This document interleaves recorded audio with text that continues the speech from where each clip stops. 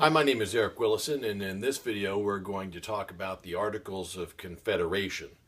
Now, this was sort of the precursor to the United States Constitution, and not too many people know too much about it, but to understand the Constitution you also have to understand a bit about what it replaced and why it replaced it. And what it replaced were the Articles of Confederation. Now, in 1754, Ben Franklin had visited something called the Albany Congress, and that was basically an effort of the 13 colonies to sort of work together to better deal with the problems that the colonies were facing. Certainly, they all thought of themselves back then as British subjects, but the crown was very far away, and it would behoove the colonies to learn how to work together. And so that was the goal of the Albany Congress. Now, that never really got off the ground or did too much, but it did serve as something of a template for the Articles of Confederation when a second need for them arose as the American Revolutionary War got underway. If you'll remember, in 1776, on July 4th, the United States declared that it was an independent country through the Declaration of Independence, and shortly thereafter, the Continental Congress put together and passed what were called the Articles of Confederation. And then they sent these out to be ratified by the 13 colonies. Now, I'm going to apologize here. I'm going to read to you a little bit because there's 18 or 19 of these things, and they're a little bit arcane here and there, so I won't get into those. But I'll just give you a flavor of what these were all about.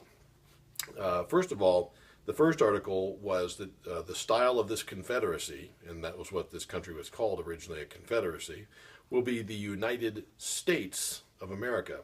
It acknowledged that the sovereignty of each of the states, but it kept back certain powers which were going to be delegated to the Congress of Confederation. And it said, in quote, each state retains its sovereignty, freedom, and independence, and every power, jurisdiction, and right which is not by this confederation expressly delegated. So unless it was written here in the Confederation, these Articles of Confederation, then the states still had those powers. Now, the Articles of Confederation pointed out the United States of America was not sovereign, nor was it a nation, nor did it have a government. Rather, that this was just a bunch of countries that were coming together and forming a confederation between these countries. People think today of Virginia and Massachusetts. They think of them as states. But they weren't thought of as states or provinces within a country back then. They were thought of as their own countries. And so the Articles of Confederation said, the said states hereby severally enter into a firm league of friendship with each other for their common defense, the security of their liberties, and their mutual and general welfare, binding themselves to assist each other against all force offered to or attacks made upon them or any of them on account of religion, sovereignty, trade, or any other pretense whatsoever. But the important point here is that these were 13 separate countries, not 13 provinces within a country, under the Articles of Confederation. Now, I won't go too much further into these things, basically because they didn't really give this governing body over this Confederation of States much power at all. In fact, all through the Revolutionary War, the Continental Congress was bedeviled by the fact that it could not tax and raise money itself. They had to go to the states and say, please, states, give us money to pay the army this month. Please, states, give us money to buy horses for the army this month. General Washington's army is marching through Pennsylvania right now. Please, Pennsylvania, give us some money to pay these guys and give them some food, give them some rifles, give them some gunpowder. And the states were free to say, no, we're not going to do that. And sometimes that happened. So all during the Revolutionary War, there were a lot of folks who were high up in the Revolutionary War who just really felt this was no way to run a railroad. And at the end of the Revolutionary War, after about 4 more years of the Articles of Confederation, they said, we really got to get rid of these things. They don't provide us with a government that's powerful enough to get us where we want to go. And so let's have a much more powerful central government and get rid of these Articles of Confederation. And towards that end, they put together something called the United States Constitution. Now, it may surprise you to know that at least half the people in the United States were highly, highly opposed to the idea of getting away from the Articles of Confederation. They didn't want this new Constitution. They thought it was going to be tyranny to give the federal government, which is far, far away in Washington, D.C., or, well, it wasn't in Washington, D.C. right away, but that was eventually where it's going to be. But this one central government should not be able to rule over them all. There was fear that it would tyrannize over them.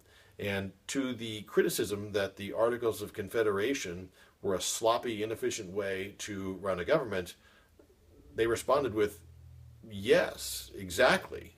We want a sloppy, inefficient, feckless central government so that it cannot come in and tyrannize over us. How is the federal government, they argued, ever going to come in and tyrannize over the states if the federal government can't even tax the people to raise an army? Their soldiers are going to starve as they march to try to take over this wayward state of Massachusetts, let's say, that is rebelling against the rest of them. Basically, they did not want a powerful central government. These are the people who supported the Articles of Confederation. They understood its weaknesses, and they loved it for its weaknesses.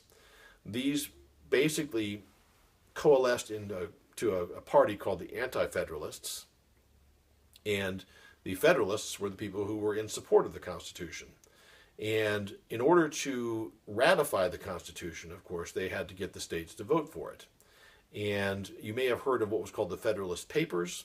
Well, the Federalist Papers were basically newspaper articles written by prominent revolutionary figures like James Madison, Hamilton, John Jay wrote a few of them, and all of these were in support of the ratification of the Constitution as opposed to the Articles of Confederation.